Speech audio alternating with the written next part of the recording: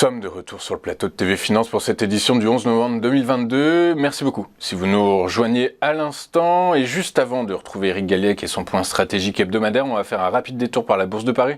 La Bourse de Paris qui a ouvert en nette hausse, qui flirte avec les 1% de croissance, puisque là, l'indice phare parisien s'y prend 1% tout rond à 6622 points, porté par les chiffres de l'inflation aux États-Unis qui ont ralenti en octobre et par l'annonce par les autorités chinoises d'un assouplissement des règles anti-Covid en Chine. Bonjour Eric. Bonjour Louis-Antoine. Bonjour, je vous remercie beaucoup d'être avec nous ce matin. Eric, je rappelle que vous êtes président de Valcan Expertise et qu'on vous retrouve tous les vendredis matins sur notre antenne pour un point macro, micro, géopolitique de la semaine écoulée. On va commencer par votre bilan de la semaine, Eric. Le bilan est bien sûr très positif à l'occasion de retournements de tendance très spectaculaires dans le cours de la journée d'hier, donc à 14h30. Donc globalement, on a une hausse de l'ordre de 5%, 5% des deux côtés de l'Atlantique. C'est considérable sur une semaine et surtout sur une journée, puisque on a vécu hier une hausse de 7% sur le Nasdaq, de plus de 5% sur le S&P 500. Surtout, ce qui nous semble aussi important cette semaine et hier d'ailleurs, c'est le retournement sur l'euro. L'euro qui a gagné 4% en une semaine et se retrouve donc à 1,02 $. Il repasse assez nettement au-dessus de la parité contre le dollar. Et l'euro qui a bénéficié de l'inflation aux États-Unis qui a ralenti au mois d'octobre, Eric. Oui, l'euro a flambé parce qu'effectivement, c'était bien sûr l'annonce qui a été faite hier. L'inflation américaine a atteint 0,3% sur le mois d'octobre alors que le consensus attendait 0,5. Donc le rythme annuel passe de 8,2 à 7,7. C'est bien sûr plutôt une bonne nouvelle. Ça montre bien que l'inflation n'est pas hors de contrôle. On s'en doutait quand même un peu aux États-Unis. Il y a une forme, je dirais, de crainte qui s'était développée de voir une sorte d'hyperinflation se mettre en œuvre aux États-Unis.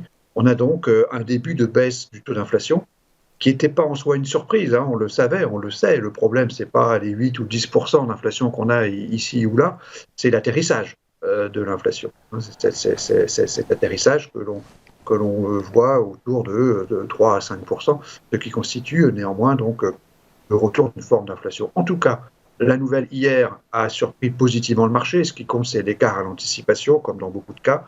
Comme cet écart était plutôt favorable, à savoir donc une atténuation des tensions inflationnistes qui en fait incite les investisseurs à penser que la Fed va être moins dure dans ses décisions futures, ce qui explique donc le côté positif donc, de cette nouvelle.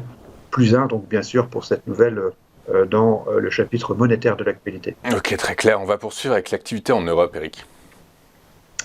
L'activité en Europe, c'est un point positif aussi. Le bulletin mensuel, l'enquête mensuelle de conjoncture qui est réalisée depuis très longtemps par la Banque de France a été plutôt favorable. Elle nous montre finalement une économie française qui est relativement résiliente, comme on dit. Elle est résiliente de par les réponses apportées par les entreprises, donc aux questions posées par la Banque de France. Par ailleurs, on a vu en Allemagne que la production industrielle a progressé de 0,6% alors qu'elle avait baissé de 0,8% le mois précédent. Donc au total, ça nous montre que finalement en 2022, l'économie européenne se porte pas si mal que ça, elle est assez résiliente, elle résiste à tous les chocs qui lui ont été assénés, notamment le choc pétrolier, bien sûr, le choc psychologique lié à cette guerre en Ukraine. Ok, on va poursuivre avec le marché des monnaies virtuelles et les crypto-monnaies qui ont lourdement toutes chuté au cours de cette semaine suite à l'annonce par la deuxième plateforme d'échange après Binance, FTX, de son insolvabilité. Oui, c'est effectivement aussi dans le monde tout récent des crypto-monnaies, donc la possible faillite de FTX, qui est une plateforme de trading de crypto-monnaies qui est extrêmement importante, qui est la deuxième après Binance. Et donc, effectivement, cette possible faillite pourrait amener des effets en chaîne, notamment auprès d'investisseurs institutionnels qui ont investi sur cette plateforme, soit en capital, soit qui ont des avoirs en quelque sorte placés sur cette plateforme. C'est bien sûr une mauvaise nouvelle. Ça montre que tout le montage, en quelque sorte, le développement des crypto-monnaies est probablement le résultat donc, de cette bulle spéculative générale qui continue à affecter l'ensemble du prix des actifs. Ok Eric, on va finir avec très probablement la fin de l'âge d'or de Facebook. Facebook qui a annoncé cette semaine supprimer 11 000 emplois à travers le monde, c'est 10% à peu près de ses effectifs, c'est une première. Alors oui, là, on n'est pas dans le monde virtuel du métaverse, on est dans la réalité de 11 000 salariés qui vont perdre leur job. C'est ce qu'a annoncé donc Mark Zuckerberg en avouant s'être trompé. Alors bon, l'entreprise évidemment vit des hauts et des bas, et c'est vrai que Meta, Facebook, a subi une perte de capitalisation qui est quand même tout à fait considérable, comme le montre le graphique, puisqu'il y a une année, Meta valait 800 milliards de dollars. Aujourd'hui, elle en vaut 250 milliards. Donc il y a vraiment eu un effondrement du cours de bourse qui, bien sûr, marque la crise, je dirais, des entreprises digitales américaines, car elles sont nombreuses à licencier, ce qui est quand même très paradoxal, que l'avenir du monde, qui est censé être entre les mains donc de la technologie et de ces entreprises américaines de l'Internet, que ces entreprises licencient, et licencient, en l'occurrence ici, 13% des effectifs. Ce n'est pas 2 ou 3%, 13%, c'est une personne sur 8. Donc effectivement, après Twitter, où il s'agit de 1 sur 2, le monde technologique ou le monde digital américain est en souffrance, et donc c'est quelque chose qui, bien sûr, est négatif pour le scénario de marché. Oui, on peut peut-être parler de rationalisation plutôt que de souffrance, hein. C'était peut-être de la gabegie pendant un certain temps et maintenant, du retour à la réalité. Maintenant, peut-être que les GAFAM vont devoir adopter des stratégies plus terre à terre. Du coup, quel est votre bilan de la semaine, Eric? Quelle est votre synthèse? La synthèse de la semaine est neutre, c'est-à-dire que globalement, on a une actualité que l'on peut qualifier de neutre entre l'inflation qui décélère, qui est bien sûr une bonne nouvelle, l'activité qui résiste en Europe, donc deux bonnes nouvelles des deux côtés de l'Atlantique, hein, l'une sur le front monétaire, l'autre sur le front économique, avec, côté des entreprises, effectivement, des licenciements relativement massifs quand même, dans une entreprise censée être ou représenter l'avenir du monde. Et puis la chute de FTX, donc une plateforme de crypto-monnaie qui a emmené d'ailleurs dans sa chute le Bitcoin, qui a beaucoup rebondi hier avec l'ensemble des marchés, et qui a quand même perdu une valeur considérable, puisqu'on est toujours autour de 18 000 dollars le Bitcoin, alors qu'on a coté 60. Et Eric, il y a une information qui ne figure pas et qu'on commentera très certainement la semaine prochaine avec vous, et ce sera bien d'avoir du recul par rapport à ça, c'est les autorités chinoises qui ont annoncé l'assouplissement des mesures restrictives, des mesures sanitaires. Qu'est-ce que vous en pensez? C'est plutôt positif, ça porte les marchés ce matin en tout cas. Ça porte les marchés, mais ce n'est pas forcément une bonne nouvelle, en ce sens que ça peut, je dirais, catalyser une réaction des marchés qui vont poursuivre à faire remonter notamment le prix des matières premières, ce qui pourra à terme limiter le retour à la normale en quelque sorte de l'inflation.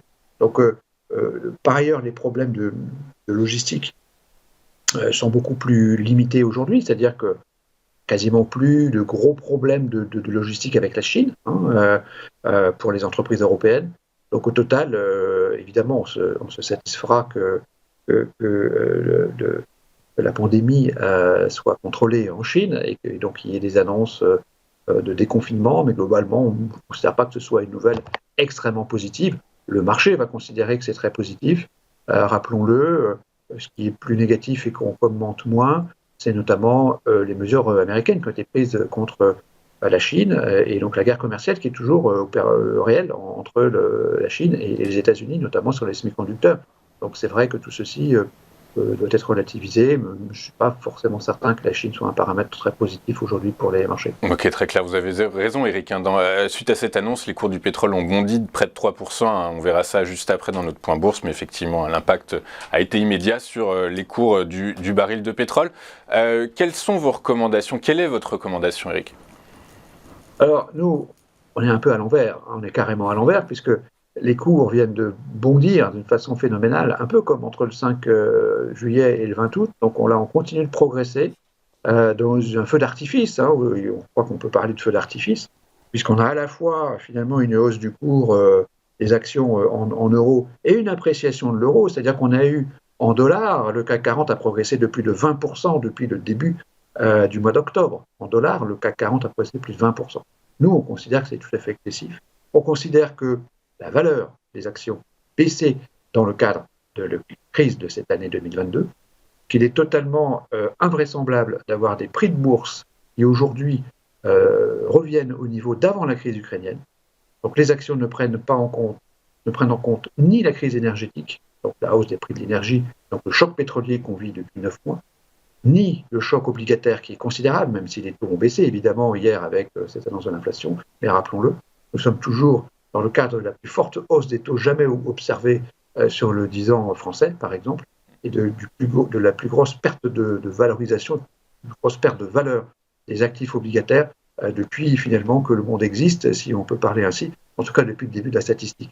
Donc ça nous semble extrêmement étonnant et donc nous sommes toujours prudents sur le marché et on considère que cette hausse, qui est bien réelle, puisque on peut la constater, est particulièrement malsaine par rapport aux fondamentaux et par rapport à la réalité de la valeur des entreprises qui donc s'est dégradée au cours des 9 derniers mois. Très clair, merci Eric pour votre œil et vos précisions. Je rappelle que vous êtes président de Valcan Expertise et qu'on vous retrouve sur notre antenne tous les vendredis matins pour votre point stratégique. Merci beaucoup Eric, président de Valcan Expertise. On marque une courte pause et juste après, ce sera notre point bourse. À tout de suite sur TFinance.